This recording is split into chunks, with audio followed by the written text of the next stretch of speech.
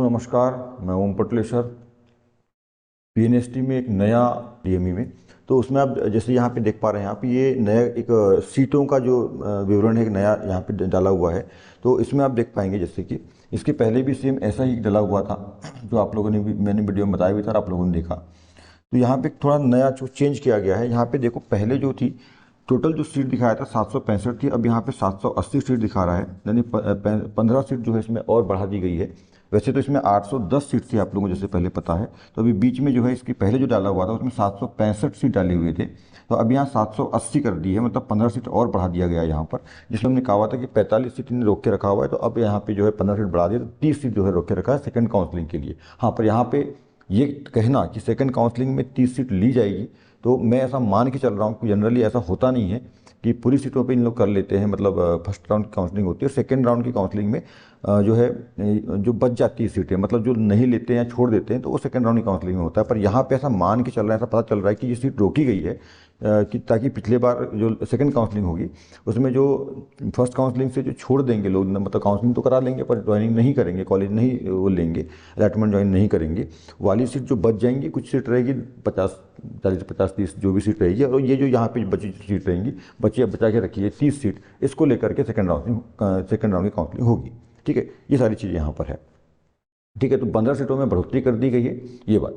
अब यहाँ पे कुछ समझने वाली बात यहाँ पर ये है कि कुछ विषय थे जिन पर मैं बात करने वाला था, जिसमें मैंने रिसर्च किया और आपको बता रहा हूँ इसके बारे में जानकारी, क्योंकि बहुत सारी क्वायरीज आ रही है और बहुत सारी ये प्रॉब्लम भी आ रही है आप लोगों को कि सर डीएमई की काउंसलिंग स्टार्ट हो गई है क्या, डीएचएस की काउंसलिंग का कोई नोटिफिकेशन डला है ऑफिशियल। तो मैं आपको साफ साफ बता देना चाहता हूँ कि डीएचएस का कोई भी ऑफिशियल नोटिफिकेशन ना ही उसकी साइट पर, ना ही किसी और साइट पर डला हुआ है। हाँ, पर पीईबी की साइट पर, काफ़ी पहले मैंने वीडियो भी इसके बारे में बनाया हुआ है, पीईबी के साइट पर ये डला हुआ है कि डीएमई और डीएचएस की काउंसलिंग, वहाँ डीएचएस नहीं बोला हुआ है पर परिवार स्वास्थ्य कल्याण ऐसा कुछ करके बोला हुआ था, जो कि डीएचएस ही होता है, तो उसका मतलब डीएचएस ही होता है। तो उसने बोला हुआ था कि डीएमई और डीएचएस की इस एग्जाम से काउंसलिंग, पीईबी ने ऐसा कहा था, पीईबी ने, डीएचएस ने नहीं कहा है।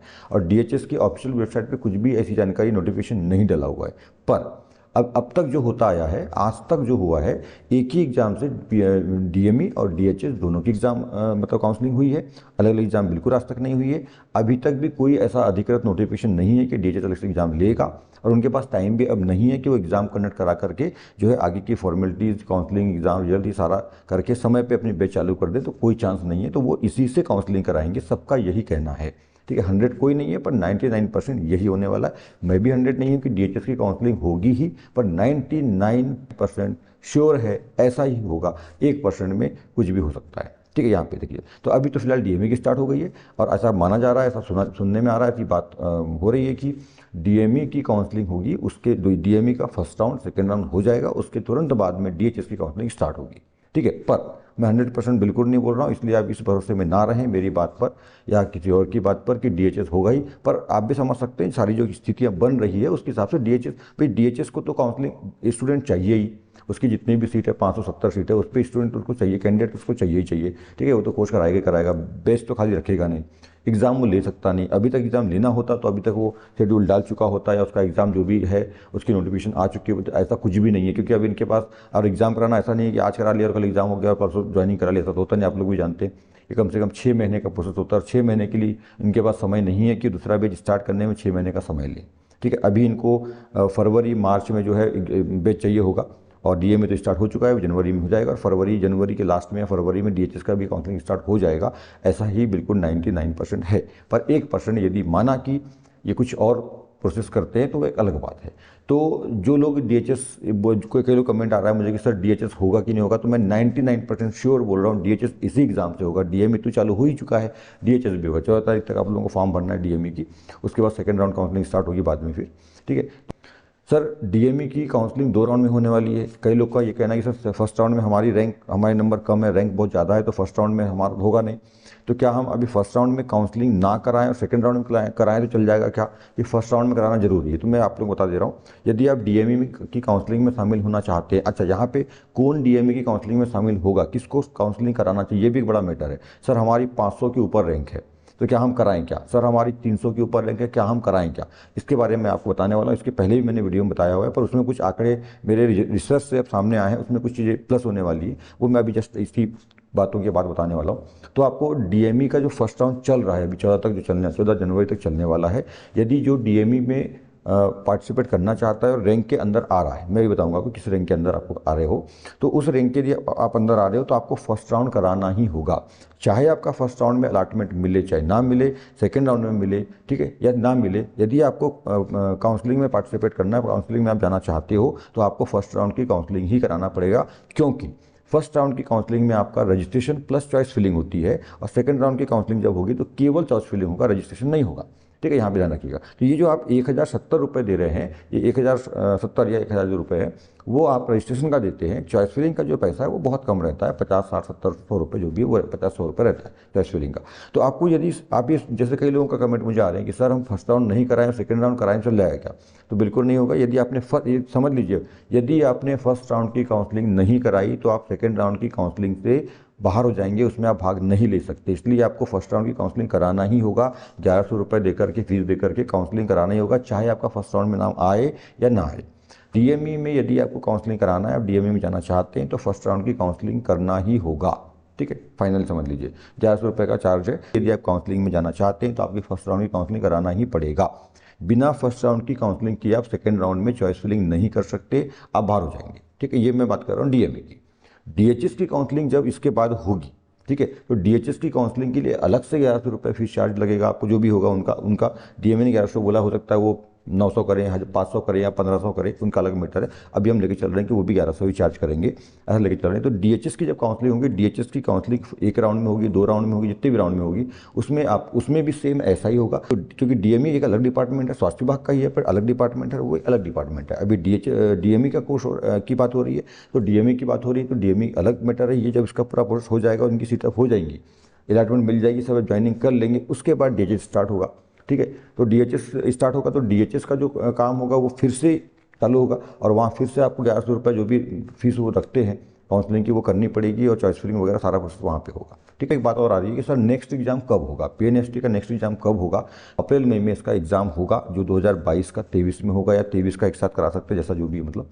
ठीक है, तो 22 का 23 में है ना कराएंगे ये, और 23 का इस साल का वो लास्ट में भी करा सकते हैं। वो अब क्योंकि हम पहले से नहीं बोल सकते, क्योंकि आप लोग सब जानते हैं सरकारों का अपना डिपार्टमेंट का सब अपना काम रहता है ना, वो सब चीज़ें जो है जब चाहे तब करते रहते हैं, वैसे सब उल्टा पुल्टा काम करती रहती सरकारें, है ना। आप लोग, मैं भी इस बात से बहुत दुखी हूँ कि ये आप लोगों को परेशान करने वाला मैटर है कुल मिला करके, है ना। जब इनको एग्ज़ाम लेना ही था या एग्ज़ाम लेना नहीं था तो क्लियर बता देते कि हम डीएमई अलग से एग्ज़ाम, डीएमई ने बोला कि हम एग्ज़ाम ले रहे हैं, तो डीएमई का चलो क्लियर है। डीएचएस को बोलना चाहिए कि हम एग्ज़ाम लेंगे नहीं लेंगे, या अभी तक जैसा एक ही एग्ज़ाम से डीएचएस और डीएमई दोनों काउंसलिंग कराते थे वैसी काउंसलिंग कराएंगे। मतलब बच्चों को फंसा के रखा हुआ है, हम लोगों को फंसा के रखा है कैंडिडेट को।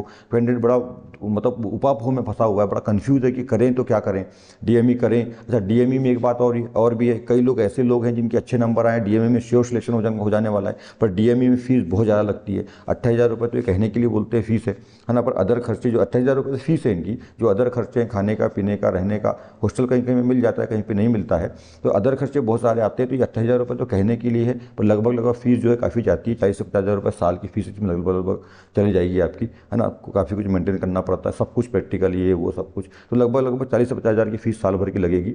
मतलब जितना आपको स्टाइफंड मिलेगा 22,000 रुपये, वो सारा का सारा घुस जाएगा उसमें, और हो सकता है एक एक्स्ट्रा और 8-10 हज़ार रुपये लग जाए, मतलब 40 से 50,000 रुपये आपको लगेगा। जबकि डीएचएस में टोटल फ्री है, थोड़ा मोड़ा खर्चा है, वो नहीं कि नाम मात्र का है, टोटल फ्री समझ लीजिए उसको। तो बहुत सारे ऐसे कैंडिडेट हैं, आप लोग हैं जिन लोगों ने नंबर अच्छे लाए हैं और आप चाहते हैं कि डीएचएस में जाएं। तो देखो, मैं यहाँ कहना ये चाह रहा हूँ कि अभी तो इनका क्लियर ही नहीं है कि डीएचएस काउंसलिंग कराएगा नहीं कराएगा, क्या एग्ज़ाम लेगा, कुछ भी, मतलब कुछ भी जो मन में आया सो करते हैं, मतलब सोचते ही नहीं है कि क्या करना चाहिए क्या नहीं करना चाहिए। इनको क्लियर रख देना चाहिए था कि जैसे अभी तक होते आया कि एग्ज़ाम एक ही होगा, डीएचएस और डीएमई इसी से काउंसलिंग कराएगा। लास्ट ईयर, अभी ये साल चल रहा है, इसके पहले वाला जो साल गया उसमें से इनने थोड़ा सिस्टम बिगाड़ के रखा हुआ है। तो इसके पहले बहुत अच्छा चल रहा था कि एक एग्जाम होता था, आप लोग भी मालूम है, आप लोग बहुत सारे इसमें बैठे भी होंगे, इसके पहले एग्जाम दिया भी होगा। तो पहले एक ही एग्जाम होता था, पहले डीएचएस की काउंसलिंग होती थी, यानी डीएचएस होता था मतलब फ्री वाला होता था, फ्री वाला। तो इसमें ज़्यादा नंबर वाले जो कैंडिडेट है उसमें सेलेक्ट हो जाते थे, और जिनके कम नंबर आते थे वो पेमेंट शीट में जाते थे। तो स्वाभाविक सी बात है, जिसके अच्छे नंबर आए उसको फ्री वाला मिल रहा है, बिल्कुल सही है, क्योंकि मेहनत के अच्छे नंबर लाया तो उसको फ्री वाला मिल रहा है। जिसने कम नंबर मतलब मेहनत नहीं किया जाता, यानी कम नंबर आए, उसको पेमेंट वाला मिल रहा था, ज़्यादा फीस वाला डीएमई मिल रहा था। अब इन्हें पिछले साल क्या कर दिया कि डीएमई काउंसलिंग पहले कराते हैं, डीएचएस की बाद में कराते हैं। भाई कोई अब जब पहले करा दोगे, मतलब इनका भी पैसे कमाने का सिस्टम है। कुल मिला के मैं तो ये कहना, सरकार का ये गलत तरीका है, जो भी डिपार्टमेंट है गलत तरीका है, इसको सही तरीके से करना चाहिए। और मेरी बात यदि उन लोगों तक पहुँच रही तो इस पर विचार करना चाहिए उस बात को, और हम लोगों को मतलब जो कैंडिडेट से परेशान नहीं करना चाहिए। मेरा ऐसा कहना है कि पहले भाई आपने एग्जाम लिया अभी डीएमई का, तो आप बोल देते कि डीएचएस डीएमई साथ में एग्जाम होगा, और डीएचएस डीएमई की जो है काउंसलिंग पहले मतलब दोनों की साथ में होगी, और पहले डीएचएस की होगी उसके बाद डीएमई की होगी। आप मेरी जो मैं बात बोलना चाह रहा हूँ समझ पा रहे होंगे शायद, मैं ऐसा मान रहा हूँ कि मैं ये कहना चाह रहा हूँ कि डीएचएस की काउंसलिंग पहले होनी चाहिए, क्योंकि ज़्यादा नंबर वाले डीएचएस में चल जाएंगे, फ्री वाले में चल जाएंगे, और जो फिर पेमेंट वाले मतलब कम नंबर वाले हैं वो पेमेंट शीट का मतलब डीएमई में जाएंगे जिसमें फीस लगती है। तो ये बराबर था, और लास्ट ईयर से पहले तक ऐसा ही सिस्टम था, बहुत बढ़िया चल रहा था। पर ये पिछले 2 सालों से मतलब लास्ट ईयर इस साल पूरा सिस्टम बिगाड़ दिया इन्होंने। आप लोग देखो कितना कन्फ्यूज हो अभी कि डीएमई की काउंसलिंग कराएं कि नहीं कराएं। अब कई लोग ऐसे भी हैं जिनके टॉपर हैं। अब मान लो जो प्रियंका जी टॉपर होंगी, जो प्रियंका टॉपर है, ठीक है, अब वो भी अभी उपापो में होंगी, चाहती होंगी कि मैं तो टॉपर में सबसे ज़्यादा नंबर है, मेरा सिलेक्शन तो श्योर है, मान लो मेरा सिलेक्शन तो श्योर है, या जो टॉप 10 के बंदे हैं उनका सिलेक्शन बिल्कुल श्योर है, आप जानते हैं। पर वो चाहते होंगे कि हमारा नंबर अच्छे है और हम फ्री सीट मिले हमको, हम डीएचएस में जाएंगे। पर वो भी उपापो में हैं, अभी बहुत कंफ्यूज हैं उन लोग भी कि डीएचएस काउंसलिंग कराता है कि नहीं कराता, एग्जाम लेगा कि नहीं लेगा। पता चला कि वो सोच रहे हैं कि डीएमई अब डीएचएस आएगा तब हम कराएंगे। अब हम भी श्योर नहीं बोल रहे 90% क्योंकि हमको भी नहीं पता, अभी गवर्नमेंट ही नहीं बता रही कुछ उनने। अच्छा, ऐसा भी कुछ नहीं है कि अभी काउंसलिंग कराएंगे नहीं कराएंगे, कम से कम अपनी साइट पर एक ऑफिशियल वेबसाइट डाल देना चाहिए, नोटिफिकेशन डाल देना चाहिए कि हम काउंसलिंग कराएंगे कि नहीं कराएंगे या कब से कराएंगे। अब डीएमई की काउंसलिंग खत्म होने के बाद में हमारी काउंसलिंग स्टार्ट होगी और हम इसी एग्जाम से लेंगे, ताकि आप श्योर रहते कि हाँ भाई डीएचएस की काउंसलिंग होने वाली है। तो आप श्योर रहते। ऐसे लोग जो टॉप 10 जो टॉपर लोग हैं वो डीएमई में पार्टिसिपेट नहीं करते और सीधे डीएचएस में जाते। अभी डीएचएस का कुछ भी नहीं है। अब वो जो टॉपर हैं टॉप 10 में वही फंसे पड़े हैं, वो चाहते हैं कि हमारे नंबर अच्छे हैं हम फ्री सीट में जाएं, पर पता नहीं अभी क्लियर ही नहीं है कि डीएचएस कराता नहीं कराता, वो बेचारे डीएमई में चल जाएंगे। और इस चक्कर में होगा ये कि टॉपर जो है सब डीएमई में चल जाएंगे, मतलब ज़्यादा नंबर लाने वाले कहाँ जाएंगे, पेमेंट सीट में, और कम नंबर लाने वाले कल को डीएचएस काउंसिल कराता है, सब टॉपर कहाँ चल जाएंगे, ज़्यादा नंबर लाने वाले कहाँ चल जाएंगे, डीएमई में चल जाएंगे। वो बेचारे ज़्यादा नंबर लाने के बाद ये पेमेंट करेंगे, पेमेंट सीट में जाएंगे, डीएमई में जाएंगे, फीस देना पड़ेगा उन लोगों को। और कम नंबर लाने वाले कहाँ जाएंगे, फ्री वाले में जाएंगे। तो ये तो अच्छी बात नहीं है, ये तो गलत तरीका है, ये तो गलत, बिल्कुल बहुत ही गलत है, बहुत निंदनीय काम है ये तो सरकार का। तो ये जो भी डिपार्टमेंट है, तो ये सब चीज़ें मतलब मैं बोलता हूँ कि ये बैठे लोग जो हैं, जो अधिकारी लोग हैं बड़े आईएएस और ये और बैठे क्या स्टडी करा रहे हैं अपनी वहाँ पर, मतलब क्या कर रहे हैं साले इन लोग बैठ करके। तो कुछ भी उल्टा पुल्टा काम करते रहते हैं, कुछ भी नहीं, बस लोगों को परेशान करना है ना, कुछ भी मतलब कब से एग्जाम हुआ है, रिजल्ट काउंसलिंग ये कुछ भी कराते रहते हैं, मतलब किसी भी तरह से एक व्यवस्थित इनका काम नहीं है। बड़ा आईएएस और ये और वो बन के बैठे हैं इन लोग, जो ये बड़े बड़े डिपार्टमेंट है, बड़े बड़े सब चीज़ें बैठी हुई है इनकी बात, इनके पास पूरा संसाधन है, करते क्या उल्टा पुल्टा काम करते रहते हैं। मतलब यदि जो है वो बता देना चाहिए, अभी तक जैसा होता था वो बिल्कुल नहीं होता था, पर लास्ट ईयर से इन्हें पूरा बिगाड़ के रखा हुआ है। मैंने अपने कुछ लास्ट ईयर के स्टूडेंट्स और इसके पहले स्टूडेंट्स जो हैं या जो संपर्क में उनसे मैंने बात की, तो उन्होंने बताया कि सर हमारे साथ ही पिछले बार ऐसा हुआ था कि हम ज़्यादा नंबर लाने वाले डीएमई कर रहे हैं और हमसे कम नंबर लाने वाले डीएचएस में, तो यही आप लोगों के साथ इस साल भी होने वाला है। अभी डीएचएस का क्लियर नहीं है सब, तो बहुत कुछ गड़बड़ चल रहा है। पर अब ये तो जो चल रहा है क्या करें, आप कोशिश तो कर रहे हैं, हम भी कोशिश कर रहे हैं ईमेल वगैरह के माध्यम से कि सर ये सब व्यवस्थित कीजिए, सब क्या उल्टा पुल्टा चल रहा है, ठीक है, आप लोग के माध्यम से। और हमारा वीडियो यदि उन लोगों को तो पहुंच जाए, तो हम तो ऊपर वाले से चाहते हैं कि उनका थोड़ा सद्बुद्धि उनके दिमाग में आए कि ये सब जो फैला के रखे हैं उनने सब गड़बड़ सरबड़ जो है उसको ठीक करें उन लोग की, सब स्पष्ट रखें। जैसा इसके पहले तक चलता था, इसके लास्ट ईयर के पहले तक चलता था, एक ही एग्जाम होता था, क्लियर था कि डीएमई डीएचएस दोनों चीज़ काउंसलिंग कराएंगे, डीएचएस पहले होगा काउंसलिंग, डीएमई बाद में होगा। ये बड़ा अच्छा व्यवस्थित काम था। ये सब अभी लास्ट ईयर से सब पूरा गड़बड़ कर दिया, कोरोना के बाद से सब पूरा गड़बड़ कर दिया, उसको सही भी ये करना नहीं चाह रहे हैं।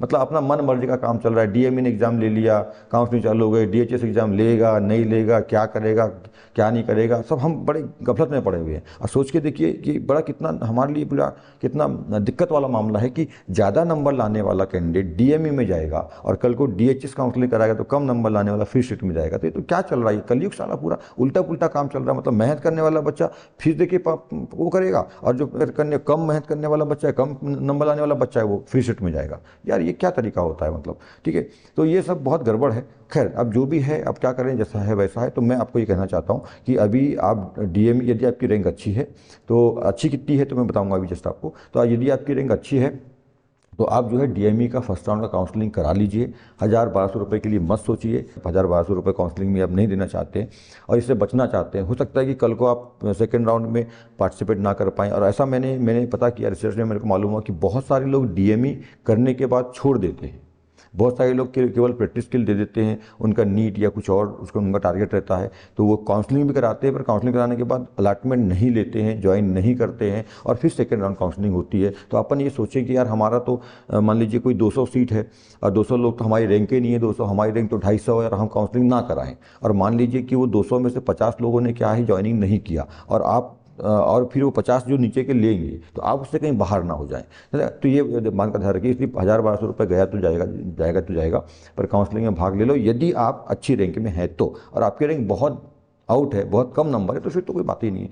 यहाँ पे हम बात करने वाले हैं, आप देखिए कि किसने मतलब किस रैंक वालों को, कितने कितने नंबर वालों को और किस रैंक वालों को, है ना, यहाँ पे जो है काउंसलिंग में भाग लेना चाहिए।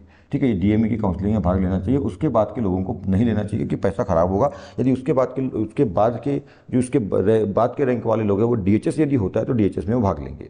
कई लोगों ने मुझे बोला कि सर क्लियर बताइए डीएचएस का क्या, तो मैंने बता दिया आपको, डीएचएस का कुछ भी ऐसा कुछ नहीं है। पर 99% ये है कि डीएचएस इस एग्जाम से लेगा, क्योंकि उनके पास दूसरा ऑप्शन नहीं है कोई भी। आप भी समझ रही है बात को, ठीक समझिएगा।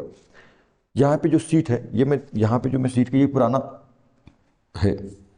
यहाँ पे जो सीट आप देख पा रहे हैं 765 है, जबकि ये अभी मैंने बताया आपको 780 15 सीट। और मेरे को समझ में नहीं आता, पहले ये कभी भी करते रहते, पहले 765 सीट दिखाई, जब इन्हें नोटिफिकेशन निकाला था तो 810 सीट बताया था। आप भी देखते हैं, आपने भी देखा है, 810 सीट बताई थी। ठीक है, अभी फर्स्ट राउंड की काउंसलिंग में 765 सीट बताई थी इन्होंने, फिर अभी 15 सीट बढ़ा के 780 कर लिया। फिर 30 सीटों में क्या करेंगे, सेकंड राउंड में आएगी कि नहीं आएगी, क्या कुछ भी क्लियर नहीं, मतलब क्लियर कुछ भी नहीं करते, जो मन का है सब बस चले रहता है। मतलब फंसा के रखा है लोगों को, कन्फ्यूज करके रखा हुआ है सब। चलो अब जैसा है देखते हैं। तो 780 सीट हो गई है ये। मैं यहाँ पे 765 सीट का ही एक आंकड़ा लेके चल रहा हूँ। इसमें कुछ चीज़ें बढ़ जाएंगी, वही चीज़ें मैंने बताया कि थोड़ा सा बदलाव यहाँ पे आएगा, और कुछ चीज़ें नई रिसर्च में मुझे सामने आई है। तो मैंने ये चीज़ आपको बताई थी पहले कि जो जनरल की टोटल सीट है वो 207 है, ईडब्ल्यूएस की 76 है, जो कि बढ़ के 78 है, ये मैंने बताया, यहाँ पे 78 हो गई है। ठीक है, इसकी 211 या 12 हो गई है यहाँ पर। ओबीसी की 211 हो गई है, एससी की भी 125 करीब हो गई है, और यहाँ पे एसटी की भी 100 जो है 55-56 कुछ करीब हो गई है। दो तीन सीट सब में बढ़ गई है। ये जो सीट यहाँ पे आप देख रहे हैं फिजिकल हैंडीकैप, है ना, भूतपूर्व सैनिक और भूतपूर्व सैनिक, इनकी सीटें हैं। तो यहाँ पे जो सीट है वो 182 के स्थान पे अब जो है इसमें 182 के स्थान पे लगभग 185 करीब हो गई है। ये जो सीट है 67, ये 69 हो गई है। यहाँ पे 183 के स्थान पे अभी 186 सीट यहाँ पे हो गई है। ये भी जो है 109 करीब या 10 करीब हो गई है, और ये भी 136 करीब हो गई है, 36-37 करीब हो गई। ऐसे दो तीन सीटें यहाँ पे बढ़ चुकी है। ठीक है, इसके बारे में मैंने पहले बताया था कि ये जो कैंडिडेट हैं यहाँ पर, ये जो ओबीसी का ईडब्ल्यूएस 25 कैंडिडेट कहाँ जाएंगे, जनरल वाली सीट में जाएंगे। ओबीसी के 90 कैंडिडेट, लगभग 90-100 भी हो सकता है, तो लगभग 90 कैंडिडेट जो है वो कहाँ जाएंगे, जनरल में जाएंगे। 13 एसटी के और एससी के और 7 एसटी के, टोटल मिलाकर के 135 कैंडिडेट कहाँ जाएंगे, 182 सीट में जाएंगे। तो जनरल की जो सीट बचेगी वो केवल 47 सीट बचेगी। मतलब जनरल कैटेगरी के जो कैंडिडेट हैं जिनकी रैंक 47 या उसके अंदर है, अभी मैं इसी का आंकड़ा बता रहा हूँ, फिर बाद में बताऊँगा, 47 या उसके 47 के अंदर, 47 से अंदर है, उनका सिलेक्शन श्योर है ना। ऐसे कैंडिडेट ईडब्ल्यूएस की जिनकी 92 रैंक है, उनकी खुद की मतलब पर्सनल रैंक, जैसे यहाँ पे जनरल, प्योर जनरल की रैंक, प्योर ईडब्ल्यूएस की रैंक। ठीक है, यहाँ पे OBC category, reserved OBC category जिनकी रैंक 273 है, उनका सिलेक्शन श्योर है अभी डीएमई की फर्स्ट राउंड में। ठीक है, फर्स्ट राउंड की मैं बात कर रहा हूँ। ठीक है, 120 जो है वो एससी का, और 141 जिनकी रैंक है एसटी वाले, तो वो बिल्कुल अभी अंदर है। पर जनरल के ऐसे कैंडिडेट जिनकी रैंक, फर्स्ट राउंड की बात कर रहा हूँ मैं, मतलब डीएमई की बात कर रहा हूँ मैं, फर्स्ट राउंड की। ठीक है, ध्यान रखिएगा। जनरल के ऐसे कैंडिडेट जिनकी रैंक 100 के अंदर, जनरल के कैंडिडेट जिनकी रैंक 100 के अंदर है, उनको काउंसलिंग करानी चाहिए, फर्स्ट राउंड सेकेंड राउंड दोनों। ठीक है, ईडब्ल्यूएस के ऐसे कैंडिडेट जिनकी रैंक 125 के अंदर है, जिनकी रैंक 125 के अंदर है, उनको काउंसलिंग करानी चाहिए। ठीक है, ओबीसी 273 है, ये बढ़कर के 275 के करीब हो गया है। तो ये ऐसे कैंडिडेट 350 में यहाँ पे ले रहा हूँ, जिनकी रैंक 350 के अंदर, ओबीसी कैंडिडेट जिनकी रैंक 350 के अंदर है, उनको अभी काउंसलिंग करानी चाहिए। ठीक है, 120 यहाँ पे 150, यानी एससी के ऐसे कैंडिडेट जिनकी रैंक 150 के अंदर है, ठीक है, उनको काउंसलिंग करानी चाहिए। और 170 एसटी के ऐसे कैंडिडेट जिनकी रैंक 170 है, उनको काउंसलिंग करानी चाहिए। देखो यहाँ सबसे बड़ा मैटर ये था, बहुत सारे लोग क्वेश्चन, सर मेरे इतने नंबर है, सर मेरी इतनी रैंक है, क्या हमको काउंसलिंग कराना चाहिए, ये वो। तो मैंने सारी चीज़ें क्लियर करा दी आप लोगों को, है ना। जनरल वाले 100 के अंदर, ईडब्ल्यूएस वाले 125 के अंदर रैंक वाले, ओबीसी वाले 350 के अंदर रैंक वाले, 150 एससी और 170 एससी, इसके अंदर आपकी रैंक है तो आप बिल्कुल श्योर काउंसलिंग करा लो। क्योंकि मैं ये नहीं बोल रहा हूँ 273 वालों का तो श्योर होगा, 273 के बाद 350 में बोल रहा हूँ, लगभग 75 सीट, 70-75 सीट में ज़्यादा यहाँ पे बोल रहा हूँ।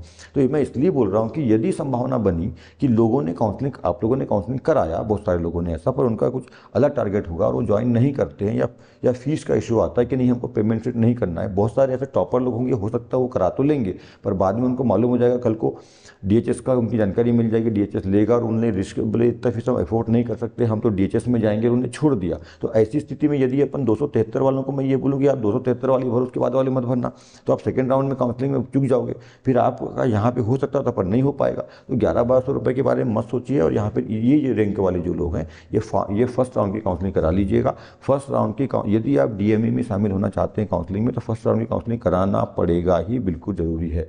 यदि आप फर्स्ट राउंड की काउंसलिंग नहीं कराते हो तो सेकंड राउंड में आप पार्टिसिपेट नहीं कर पाओगे, चॉइस फिलिंग आप नहीं कर पाओगे। ये फाइनल है, बाद में कुछ भी सुनवाई आपकी नहीं होगी और कोई समस्या है ना, कोई भी समाधान उसका नहीं मिलेगा आपको। ठीक है, डीएचएस की जब होगी उसकी अलग से फीस लगेगी, अलग से काउंसलिंग होगी, वो पूरा प्रोसेस अलग है। अभी डीएमई की बात चल रही है, तो यहाँ पे मेरी बात आपको समझ में आ गई होगी। ठीक है, जनरल वाले कैंडिडेट जिनकी 72, जनरल वाले कैंडिडेट जिनकी 72 प्लस मार्क्स हैं, 72 प्लस मार्क्स है, उनको करानी चाहिए। मार्क्स की बात कर रहा हूँ मैं। ईडब्ल्यूएस वाले जो है, ईडब्ल्यूएस भी लगभग जो है वही 70 प्लस जिसके मार्क्स उसको कराना चाहिए, है ना, करा लेना चाहिए। ओबीसी लगभग 65 प्लस, 65 के ऊपर जिनके नंबर हैं उनको करा लेना चाहिए काउंसलिंग। एससी जो है 62 से 65, 62 से 65 जिसके नंबर वो करा लेना चाहिए। और 60 प्लस जिसके नंबर होंगे, ठीक है, किसमें, एसटी में, इन लोगों को करा लेना चाहिए। नंबर ही मैंने बता दिया आपको, और यहाँ पे मैंने इसको रैंक भी बता दी कि इस रैंक वाले करवा लो और इस नंबर वाले करा लो। ठीक है, लगभग ये थोड़ा सा आगे पीछे होगा, लगभग वही रैंक नंबर वही आएगा। तो लोगों को काउंसलिंग में अभी डीएमए के फर्स्ट राउंड की काउंसलिंग करा लेनी चाहिए। ठीक है, चांसेस यहाँ पर देखिए, यहाँ पे 70 ओबीसी, जैसे मैं यहाँ बोलूँ कि ओबीसी में 65 वाले का चांस तो बहुत कम है, पर 70 के ऊपर वालों का ही अभी हो पाएगा, 65 वालों का कम चांस है। पर अब जैसे हमने कहा कि यदि ज़्यादा सीट खाली रहती है तो आप लोगों को भी यहाँ मौका मिल जाएगा। और उस स्थिति में मान लो आप यदि काउंसलिंग करा के नहीं रखते हैं तो फिर आपको दिक्कत हो जाएगी, सीट खाली रह जाएगी और आपके हाथ से मौका निकल जाएगा। तो अपन 1000-1200 रुपये के बारे में ना सोच करके यदि अपन काउंसलिंग करा लें और कल को अपना मौका बन जाता है, इधर लोग छोड़ देते हैं, तो अपन सेकेंड राउंड में की काउंसलिंग में अंदर हो सकते हैं। तो ये बात है, इसको बहुत ध्यान से आप समझ लीजिए। और आपकी यदि समझ में आ गई है, ठीक है बात, और कोई भी कमेंट, यदि आप कोई भी और जानकारी आप क्लियर करना चाहते हैं तो मुझे कॉल मत करिएगा, कमेंट करिएगा। मैं एक्चुअली कॉल नहीं उठा पाता हूँ क्योंकि मेरी बाकी क्लासेस रहती है, तो मैं क्लास में रहता हूँ, तो मैं कॉल काफ़ी उठा नहीं पाता और बात नहीं कर पाता हूँ। तो आप मुझे कमेंट जरूर कर लीजिएगा यदि कोई डाउट आपका है। तो मेरे ख्याल से तो मैंने सारी स्थिति यहाँ पे क्लियर करा दी है, जो मुझे डाउट मैंने आपके कमेंट्स में देखे थे। ठीक है, और जो आपके डाउट्स थे उसके हिसाब से मैंने यहाँ पे आपको सारी बातें क्लियर करा दी, उसका रिसर्च करके। और उसके बाद भी आपको कुछ लगता है तो आप मुझे कमेंट करिएगा, मैं रिप्लाई करूँगा। तो थैंक यू, गुड लक।